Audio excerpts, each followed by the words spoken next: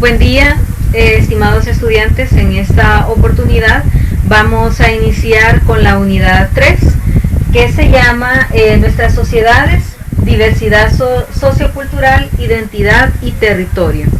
Para ello vamos a ver como primer tema en qué consiste la identidad personal. Por lo tanto, vamos a trabajar el indicador de logro 3.1, que tiene como propósito el que ustedes conozcan qué componentes o qué conforma la identidad. Para iniciar con este tema, todos sabemos que cuando nacemos traemos diferentes rasgos, vamos formando nuestra personalidad a lo largo del tiempo, ¿verdad? Entonces, pero en sí, ¿qué es la identidad? ¿Verdad? La identidad es algo que nos identifica, que nos hace seres únicos, que nos hace personas con ciertas cualidades peculiares, ¿verdad? Que nos distinguen al resto de los demás. Por ejemplo, ustedes van todos a séptimo grado, estudian en el mismo colegio, pero cada uno de ustedes va teniendo o va a ir formando o está formando, más bien dicho, ya su propia identidad. Entonces, con ese tema, si no lo logran ver, no hay ningún problema, ¿verdad? Yo se lo voy a ir explicando. Tenemos la identidad, ¿verdad? Primero tenemos que definir qué es identidad. Podemos decir que la identidad es un conjunto de rasgos personales que conforma la realidad de cada uno, de cada individuo, ¿verdad?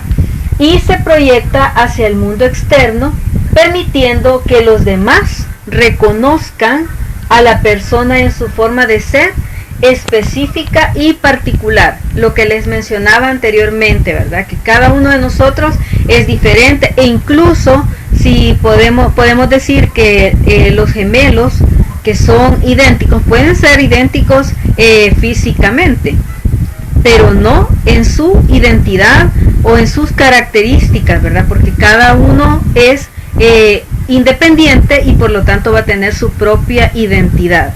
Entonces, pero cuando hablamos de la identidad, se conforma o es un conjunto, ¿verdad? O componentes, las cuales contribuyen para el fortalecimiento, para que se vaya dando esta identidad.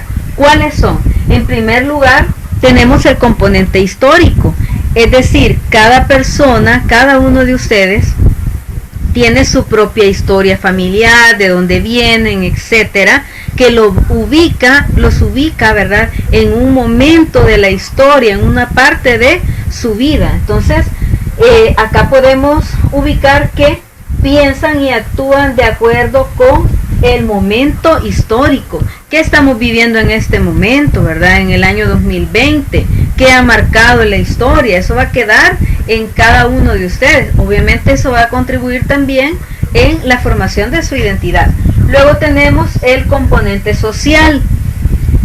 Cuando hablamos de un componente social, es la secuencia de definir a las personas desde determinado centro social, es decir, dónde se han desarrollado ustedes hasta este momento, dónde vienen, ¿verdad? Su familia, obviamente, el colegio, la escuela, las amistades, todos aquellos factores que están contribuyendo y que los hacen a ustedes ser personas sociables, amigables, etcétera. Luego tenemos acá el componente biológico, que acá nos define o nos ubica, ¿verdad?, de acuerdo al género, a nuestro género, al color de nuestra piel, nuestro cabello y la estatura, ¿verdad? Son componentes biológicos que también conforman la identidad. Y tenemos también en el aspecto psíquico, que engloba la personalidad. Cada uno de nosotros tenemos una personalidad y esto obviamente está relacionado a la identidad. Tenemos el desarrollo en lo afectivo, lo cognitivo, cómo pensamos, nuestros conocimientos, etcétera, y en lo actitudinal, cuáles son nuestras actitudes para con los demás, etcétera. Y tenemos por último en el componente cultural, que podemos ubicar símbolos, es decir, todos pertenecemos a una cultura. Nosotros somos salvadoreños y por lo tanto tenemos nuestra cultura salvadoreña, ¿verdad? Costumbres, tradiciones, hay símbolos, ubicamos a la bandera, ¿verdad? Nuestra bandera y otros símbolos que nos identifican y nos hacen partícipes de tener una identidad. Y también tenemos los valores espirituales. Bien, entonces, para resumir, tenemos que la identidad está conformada por 5 componentes, de los cuales se deben de estudiar.